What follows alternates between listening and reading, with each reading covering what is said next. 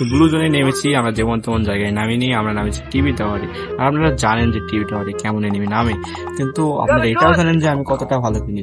তো আমি পেয়ে গেছি M8 আমার হাতে স্নাইপার, মানে আমি ফ্লিগারের আত্মগ্রহণ করি, তারপর আবার ডবল স্নাইপার। তাহলে গাইস এটা কি জানেন যে টুর্নামেন্টে যদি ফ্লিগারকে বদল দিলে আমাকে দিত, তাহলে অন্যান্য টিমমেট লাগতোই না, আমি একাই মেরে দিতাম।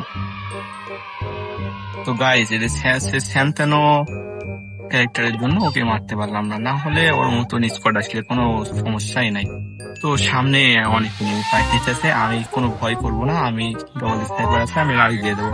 কারণ আপনারা তো অবশ্যই জানেন যে আমি হ্যাকার লেভেলের গেম প্লে দিই। তো উপর থেকে একটা ফাইট নিচ্ছে, ওকে এই পাশ দিয়ে যায় মারতে পারবো কি জানি না।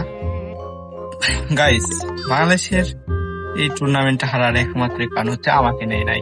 আমি থাকলে স্নাইপার দিয়ে ও ভাইটা দেখছেন ভাই, আমাকে রাখলে আমি অবশ্যই অবশ্যই ম্যাচটা ঘুরে আনতে পারতাম আর ওদেরকে জিতিয়ে দিতে পারতাম।